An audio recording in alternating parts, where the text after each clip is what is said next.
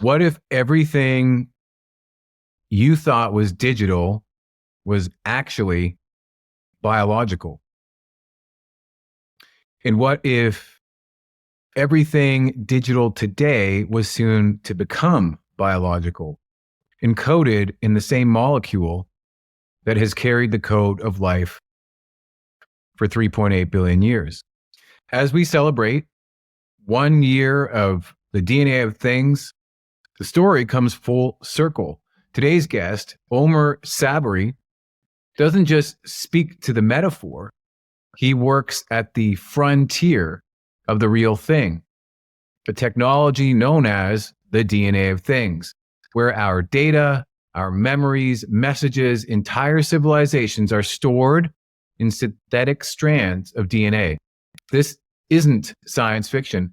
We're at the threshold of a future where biology becomes our backup drive and our creation tool. Let's begin.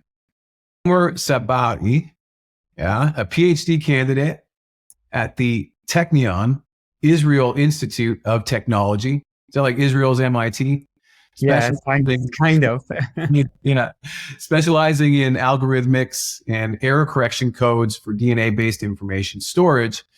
And under the guidance of Professor Etienne Jacobi, his research focuses on developing advanced reconstruction algorithms to enhance the accuracy and efficiency of DNA storage systems.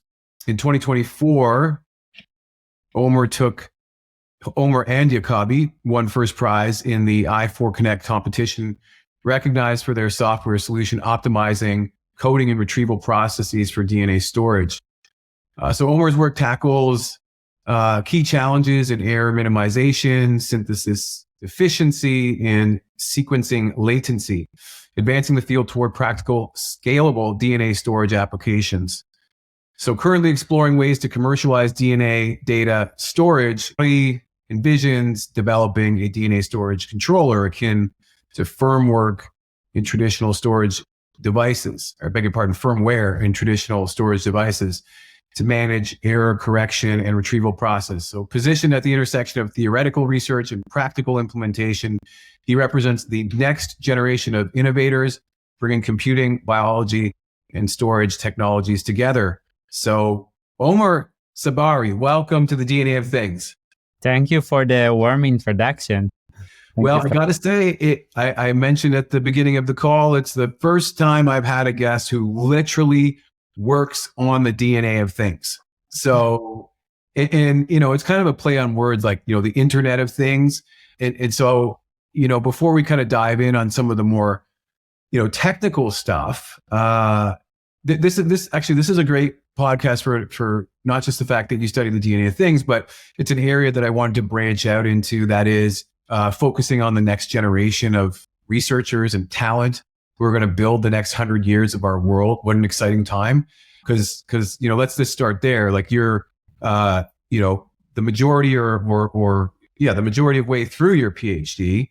So let's talk a little bit about where, how you got to choosing this area of expertise. Tell me a little bit about, your kind of pre-university days or undergraduate days and what captivated you about the DNA of things. And then let's talk about what the heck the DNA of things is. And then we can dive deep. How's that sound? Sounds good to me. So, it basically all started roughly 8 years ago during my third year of my bachelor degree, during undergraduate. I met my soon-to-be advisor back then, or current advisor, Professor Etienne Jacobi. So he introduced me to the idea of storing digital data in DNA molecules, which is basically, when you think of it, this is natural and most ancient storage device.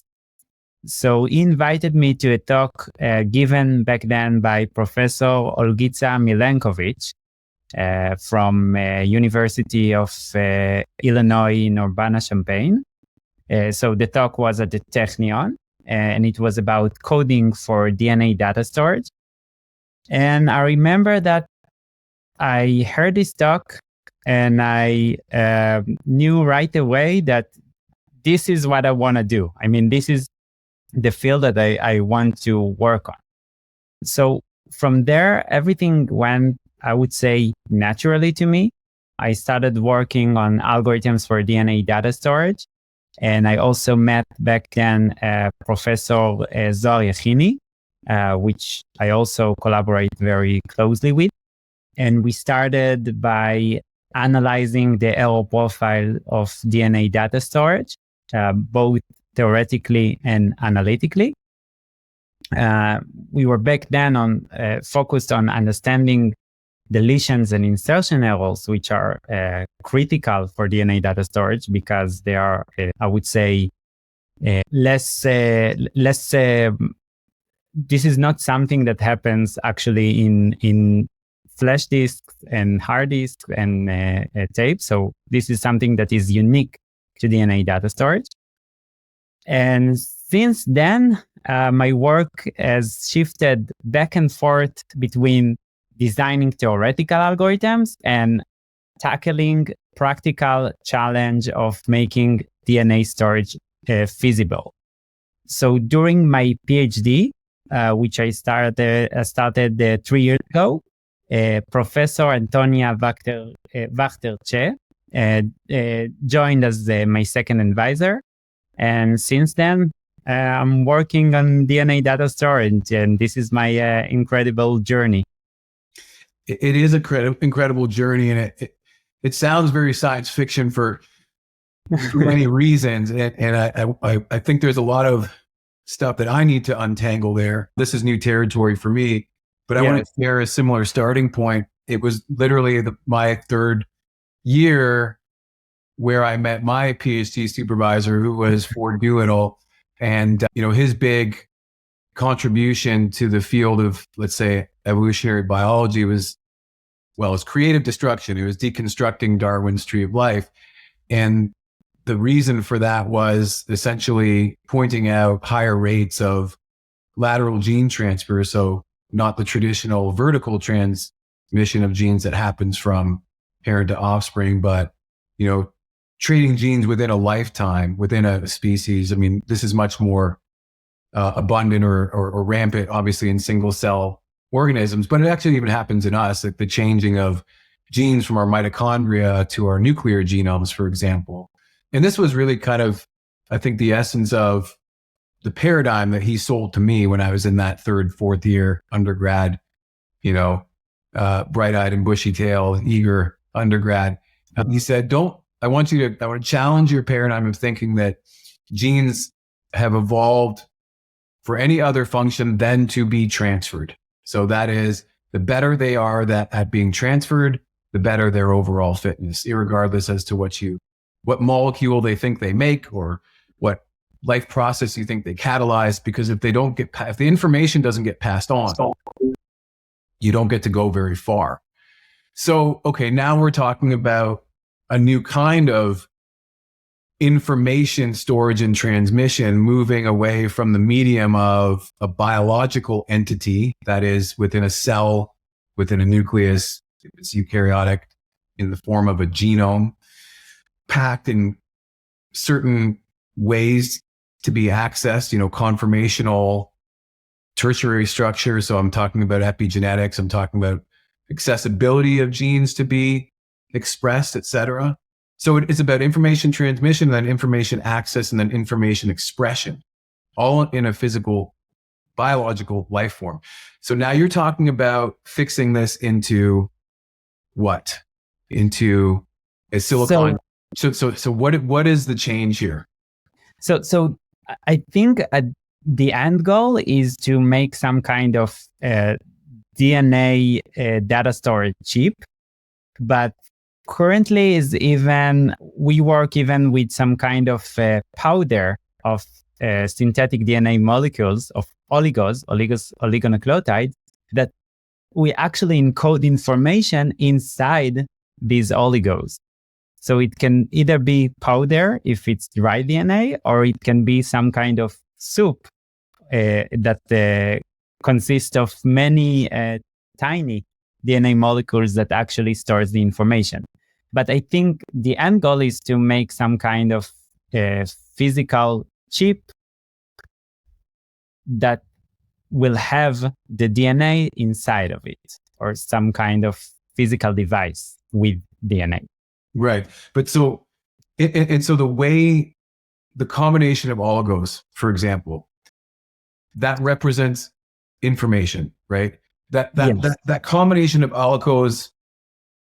So the information is can be in the combination of the oligos, but it can also be in the sequence that compose each of the oligos. So it depends how you decide to encode or to convey information in DNA, to represent information in DNA. Right. But what's relevant here is it could literally be the secret of how the Big Bang started, if we ever learn that.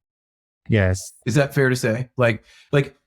And so much information could be packed into it because of all the different permutations of oligos.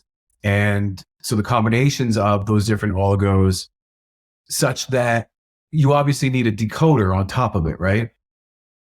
So it's not just a decoder, it's even more than that. You need like a whole different architecture to retrieve the information.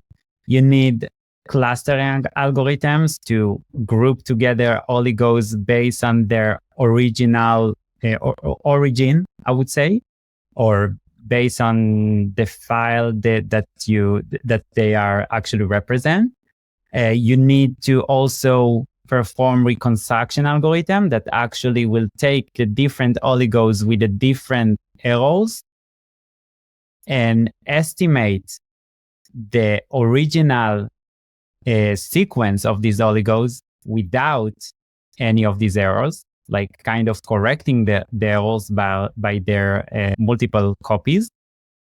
And you also need a decoder that actually will decode back the digital information that is encoded within the oligo, and basically to get back the file that you store, or the information that you stored.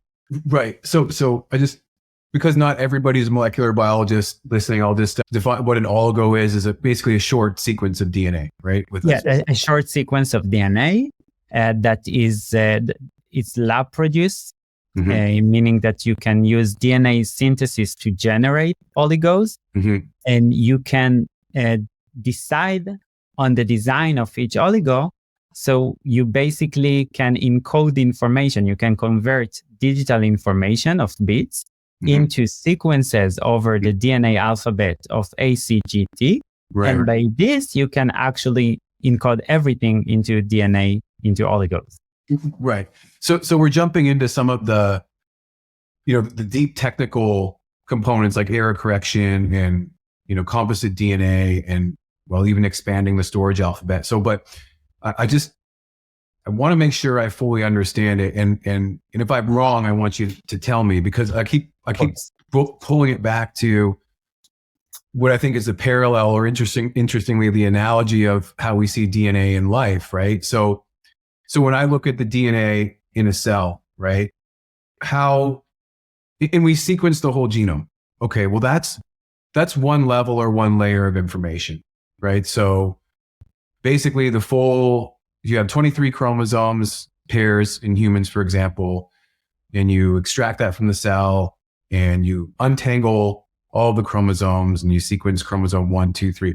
And there's a sequence from the beginning of the molecule, the 5' end, to 3' end, the whole molecule, and the complementary pair, and totaling, I think it's around 3 billion base pairs, right? So that's my letter sequence, alphabet, if you will. And so that's one, call it primary layer of information, right? So you might also, before we even, well, let's talk about what that tells us firstly. Firstly, that tells us all kinds of things about, if we, again, impose the decoder, like the codon, like literally called, codon, it's like those DNA letter codes are to be read in triplets, and they code for amino acids. And then if you bring the right decoding machine, that, transcription and translation, and then you get to the combination of amino acids, which is proteins, right? And those proteins, the combination of amino acids, once they're put together, they fold in all kinds of curious ways, right? That, Google has done some great work on being able to predict that just based on the primary sequence. But that's in the protein structure, but still within the DNA structure itself, you have, when it's native, when it's in the cell, it's, in theory, in practice, it's organized into these chromosomes, right? And depending on their modification of those chromosomes, the methylation or acetylation, depending on the epigenetics, that's a form of information saying, express me here, make me there, right? And then when you get into instances of like what a lot of people who have had their DNA sequence, like 23andMe users, et cetera, you get into understanding your ancestry. It's like, well, those predictions are based in changes, errors, if you will, in DNA replication over time, hundreds of thousands, millions of years. So my point is just in the code, we're still unfolding the layers of latent messaging stored in our life code. And then now, as you're moving into these digital algorithms, like, to me, it's just such a delicate, beautiful, and almost ironic story that might even lead to us understanding more about what's in the cells. So you're the expert in the digital realm, and so I'm just going to ask you to help me make sense of that. So I think it's a bit different because in our case, since we use synthetic DNA, we are the one that actually decides how to encode or how to represent information in the DNA.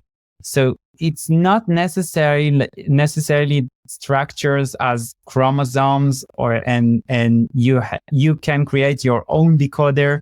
So you can basically decide what you want to encode and how you want to encode. Yes.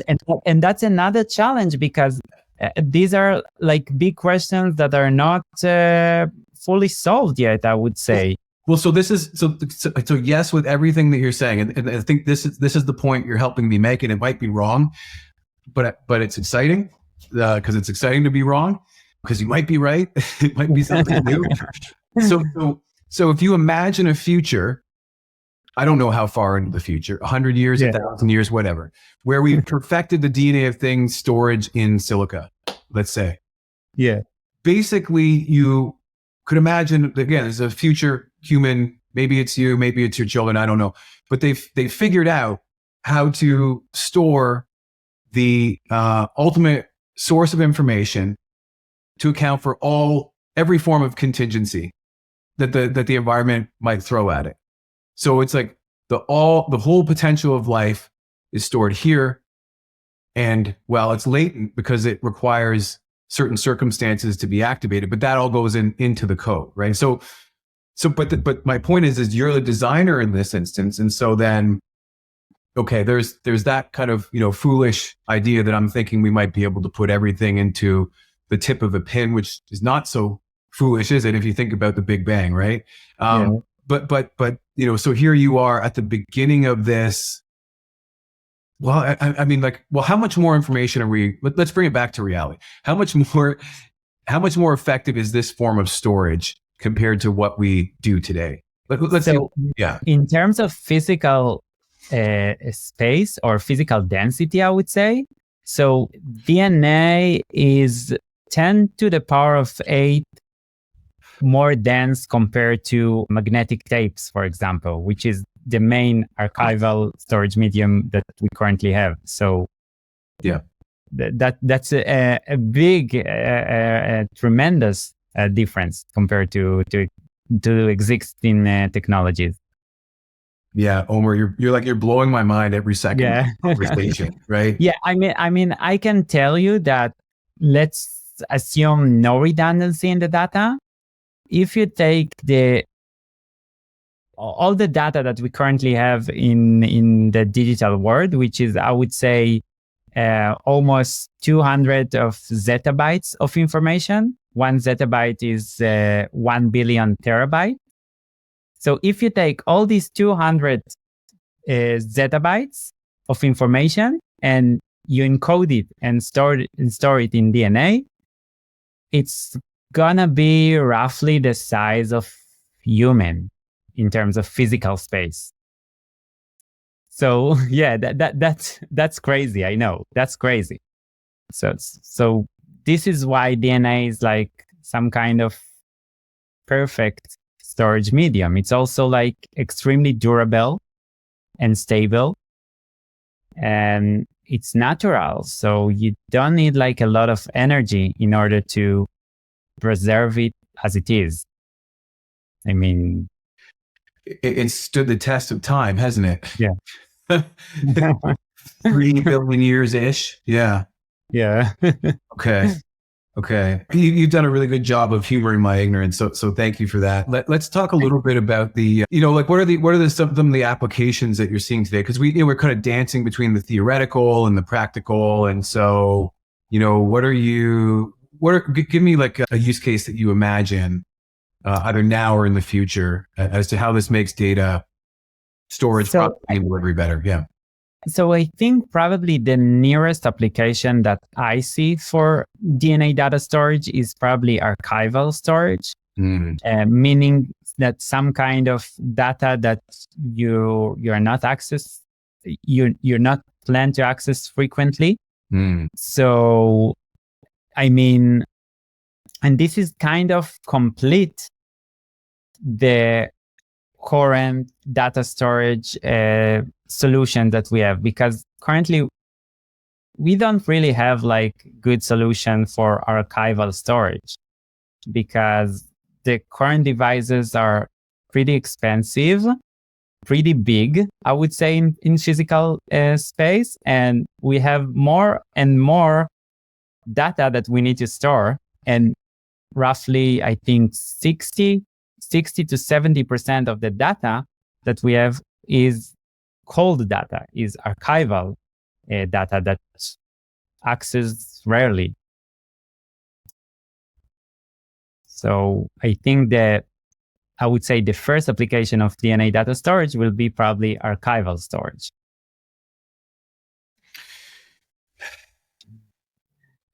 Think of like archives that are made of DNA molecules.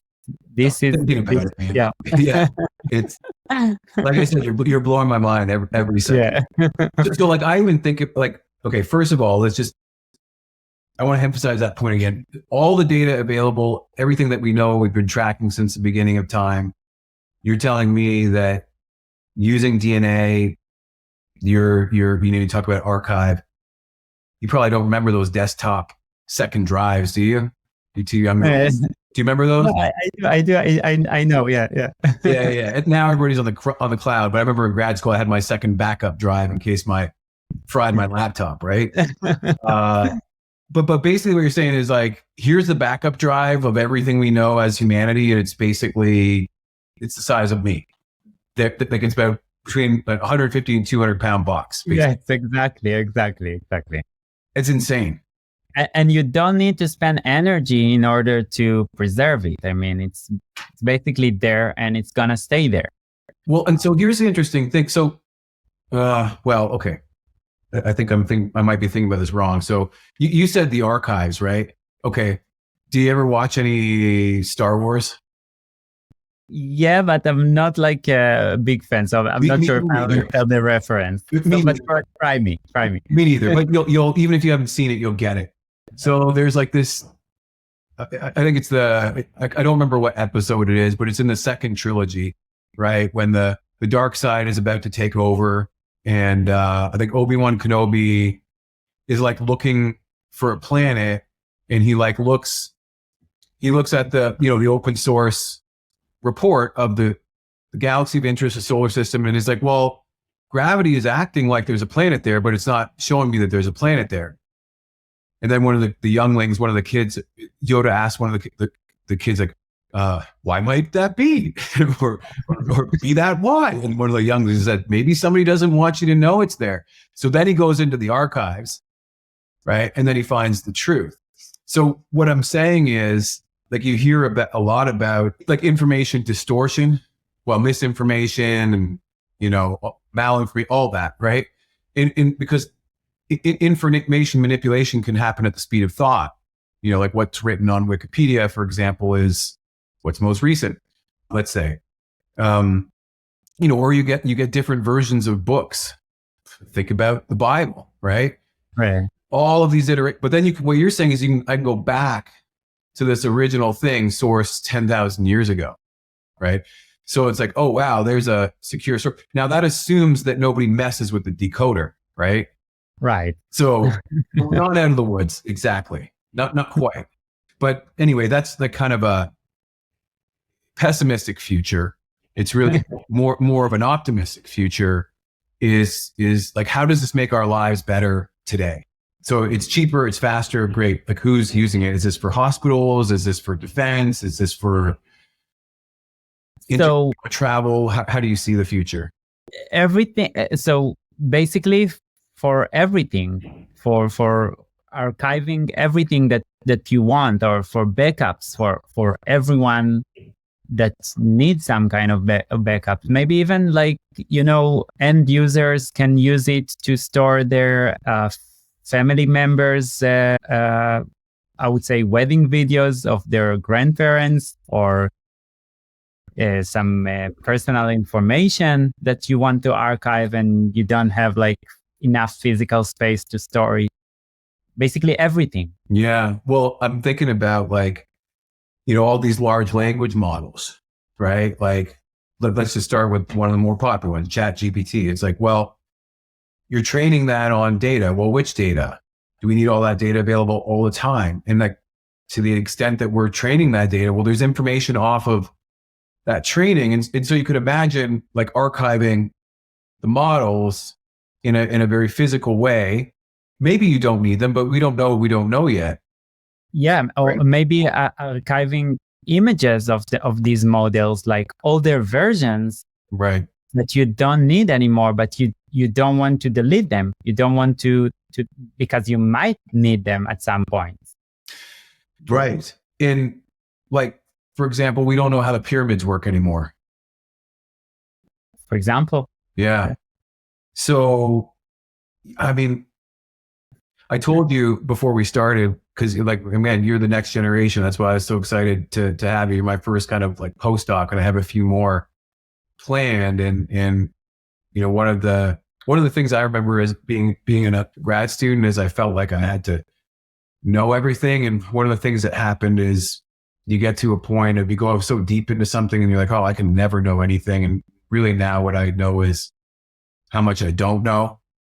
But then you go and you meet other people who haven't gone as deep, and you can, start to have this like improvisation around the first principles of the science. Right. And so I said at the beginning, like, hey, Omer, heads up. I don't really know much about the details of what you're studying. So like, be gentle with me, be kind, because I'm going to ask dumb questions. And, what's really, kind of just fun in this dialogue is like how you're thinking about this and how you're communicating it. I think at like such an accessible level, knowing that, there's real technical, issues here, maybe talking about some of those here to kind of showcase your fancy footwork. Like, but let's talk a little bit about, like error correction, why that's interesting from your perspective.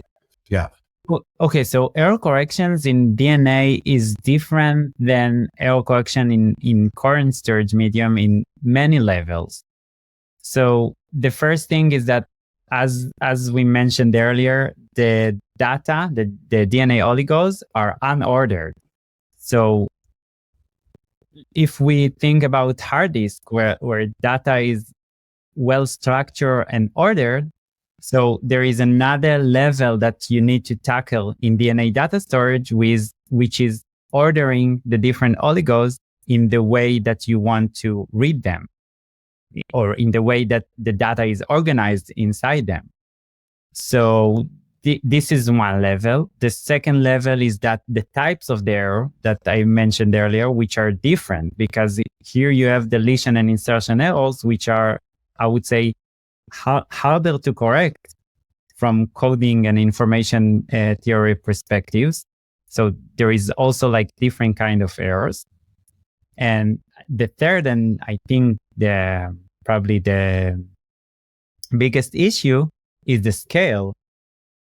I mean, the whole point of DNA data storage is kind of working in large scales, like kind of making data storage systems that can store like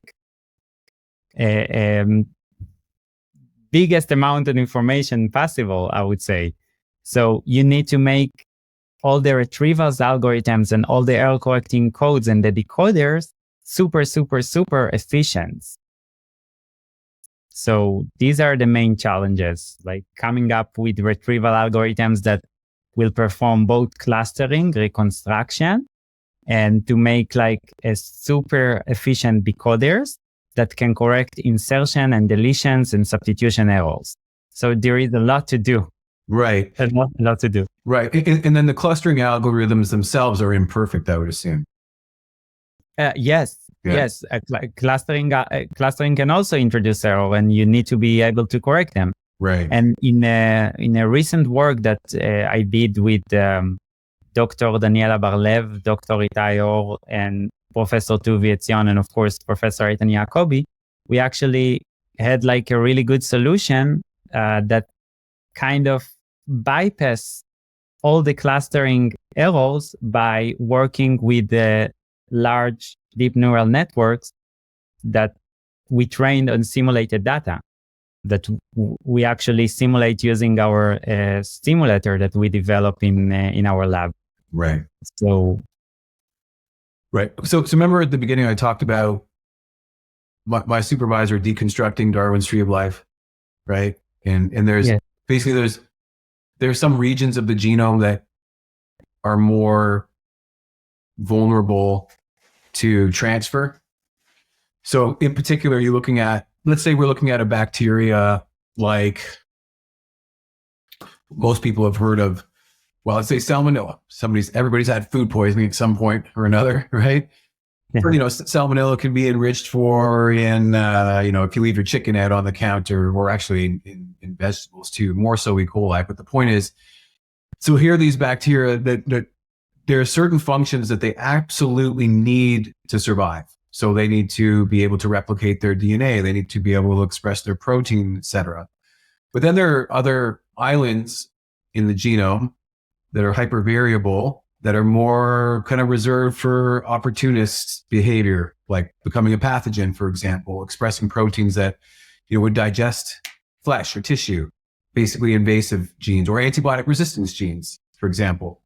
So the interesting thing is you look at the same organism, say you look at 1,000 different strains of, let's say, species of salmonella.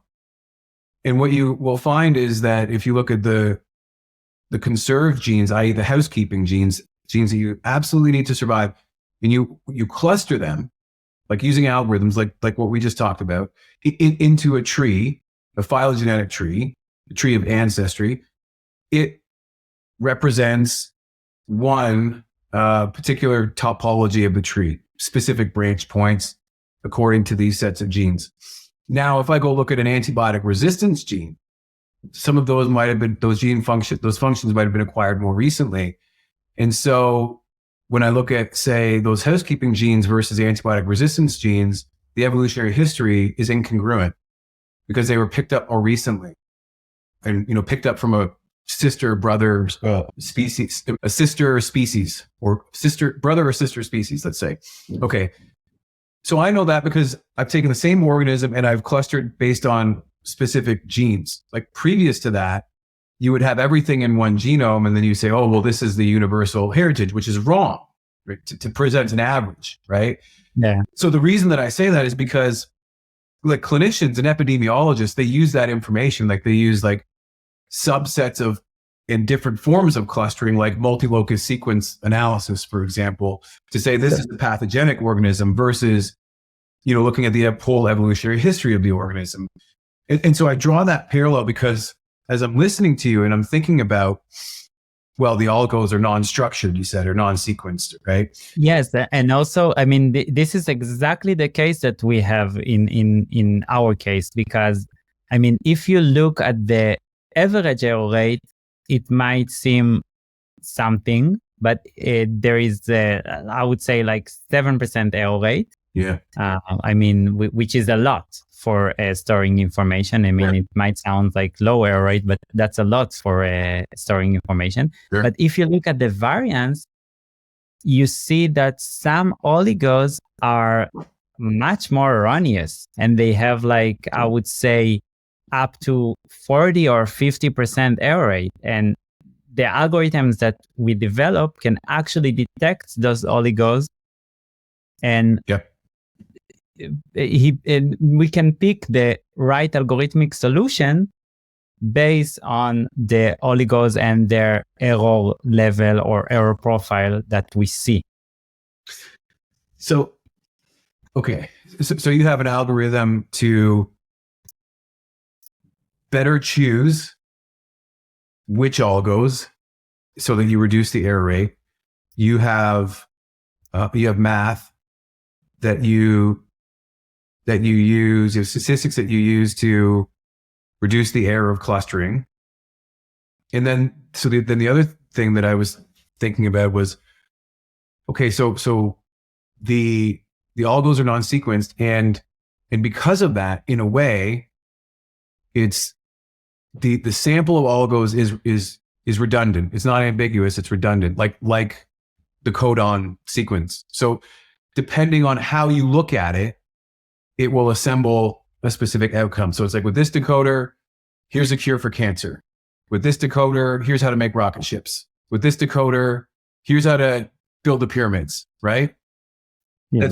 That's basically what any and all that information stored within a medium of weighing less than 200 pounds. So it's not like different decoders will have different outcomes, but different decoders will allow you different, I would say, data storage architectures that you can choose to encode your information. Yes. But what the decoder does, it also, what the encoder does actually, that it also adds some redundancy to the information in a way that the information will be resilient to errors, along the way since synthesis, indeed the biochemical process of synthesis, right, the sequencing process, right, and all the algorithms that I've mentioned earlier, clustering, reconstruction. So you still have some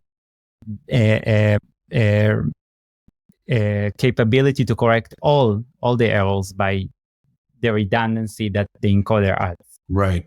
So there's the error that could manifest in the production itself, but then do you you might replicate, right? You have multiple, and then there's errors in replication also. It's like, well, I want to exactly, and also PCR bias that is always there, right? Because you need to amplify some of the DNA in order to read them. Mm-hmm. So the PCR process itself creates more bias, and that you cannot always detect. Yeah. Or predict, basically. Got it. Okay, well, I think that's a really good, kind of initial orientation, at least superficially, like some of the complexity that you're dealing with, and frankly, what it'll take a PhD to get to the bottom of it, maybe, or to realize you don't know what you don't know. But that being said, you're coming to the end of your graduate degree, and so you're thinking about a postdoc. What are you thinking there in terms of how you might apply your perspective, your knowledge to the world? So I want to continue working on DNA data storage, exploring the more practical aspects of DNA data storage, because as you mentioned, there is still things that I don't know related to DNA data storage. I want to know more about the process of DNA synthesis and how this process can be improved for commercial purposes. Because currently, one of the main bottlenecks of making, I would say, commercial DNA data storage devices is the cost and latency of synthesis, or the speed of synthesis. Because again, we are talking about large scale of data So we need very efficient way to write this data to synthesize those DNA oligos. And that's still an issue. And I do want to explore it during my postdoc, as well as many other challenges along the pipeline. Well, it's going to be a huge paradigm shift in the day to day in terms of, well, think about a big company or think about national security, right? And I compare it to like everything used to be on external hard drives, right? And now, and then obviously hyper secure, it's on, kind of closed local networks, but all of our photos are in the cloud, right? And that wasn't something that I jumped to right away, like what I used to do is like, oh, well, I'll buy the iPhone with more storage. And now today it's like, well, why would I do that? I'll just pay more for my cloud storage plan because, everything, the data for everything, like your photos and whatever, is taking more. But that took a while. It took me like 2 or 3 years to be comfortable with that. But something like what you're talking about, to like put the, all of the information ever recorded or documented, for all intents and purposes, we can use the analogy to put that on the tip of a pin. That's gonna take some real proving. Yeah, that needs requires shift in. Yeah. Well, you're gonna have to demonstrate that it can be pulled back out, like probably like 1 million times before people are like, okay, I'll give you my most private information. I'll give you my most treasured memories. Yeah. I mean, do you see this? Do you see a confluence between this and AI? Sorry, and I wanted to distinguish like AI. Like I know you probably know that AI has been around for decades. What I mean is in the more kind of popularized applications of it, like I don't know, robots and drones and unmanned space travel, or maybe even just more immediate applications in terms of how businesses store their intelligence. Do you because like, so I think for AI, for LLMs and for deep neural networks, you need a lot of data, right? And some of it you don't need all the time. So I think this is a good solution for companies to have it there as an archival, cheaper storage solution. Well, maybe that's a good proof of concept and a way to win trust. It's like, well, you were going to throw all this data anyway. You're going to throw all this data away anyway. Let me hold it for you in case you need it. Yeah. Yes. That's a good use case. Yeah. You were going to throw it away, right? Which is wow. Okay, so you're coming toward the end of 3 quarters, maybe. What do you have to do before you're finished your PhD and you can get on to your postdoc? What are the last kind of milestones for you? That's a good question. Currently, I'm working on wrapping up a paper that represent data sets that we actually sequenced in our lab, data sets of DNA data storage, large data sets that actually can be used by the community in order to develop more algorithms and to study the field. I'm working on another paper about composite DNA, combinatorial DNA. We developed error correcting scheme specifically for composite DNA. Composite DNA is the idea of extending the standard DNA alphabet by utilizing the inherent redundancy of the synthesis, because synthesis cannot generate one single copy per encoded oligo, but only multiple copies per oligos.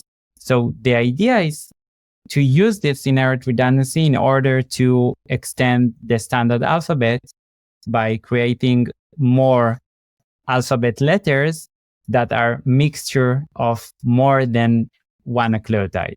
For example, let's say that we have the new alphabet symbol, the new alphabet letter, let's call it M, which is 50% A and 50% C, meaning that every time that we synthesize M or we want to synthesize M, roughly half of the copies that are synthesized will get A and half of them will get C.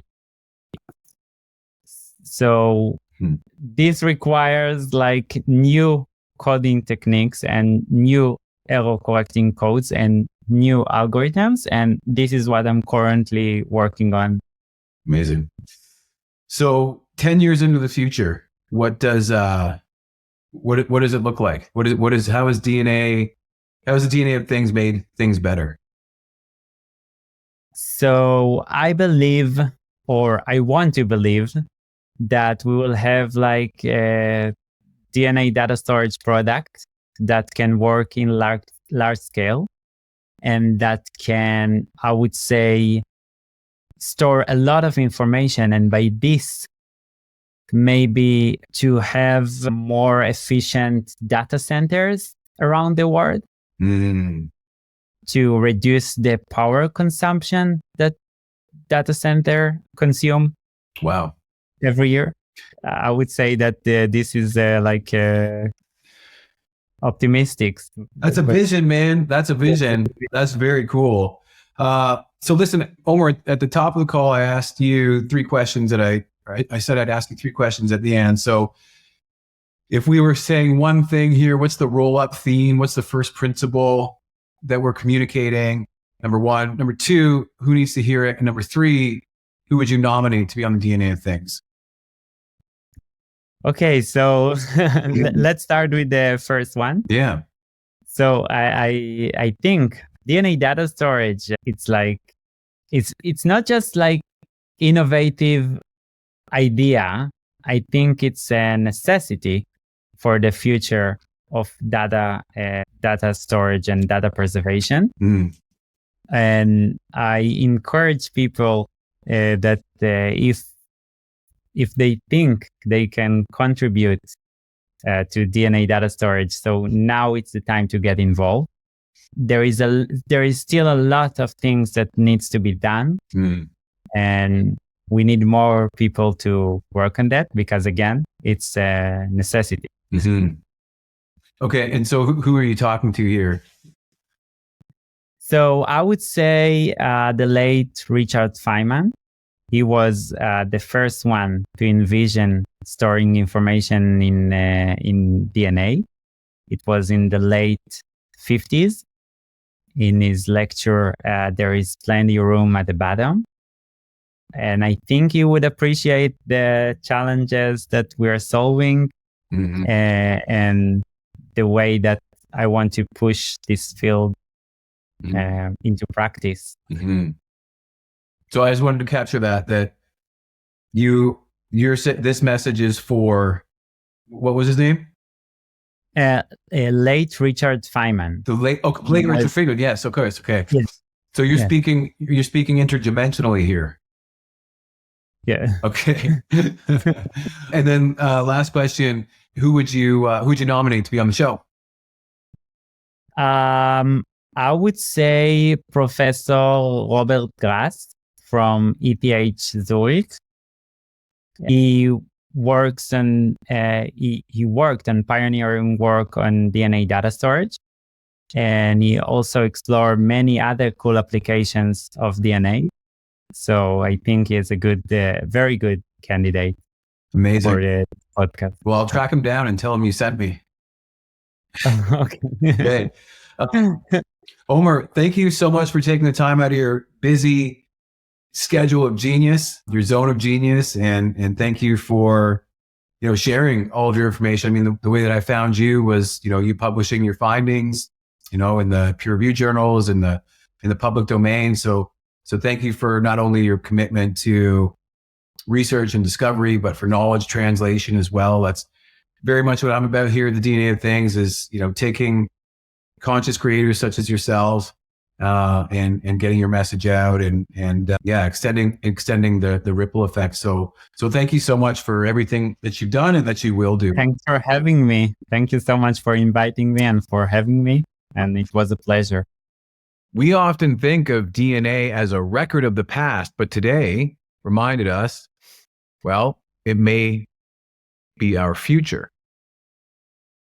With Omer Sabary, we stepped into a world where data isn't stored on silicon, but on life's own molecule, where an AI named DNA Former decodes ancient code in minutes, and where we begin to write back, preserving not just what we've done, but who we are.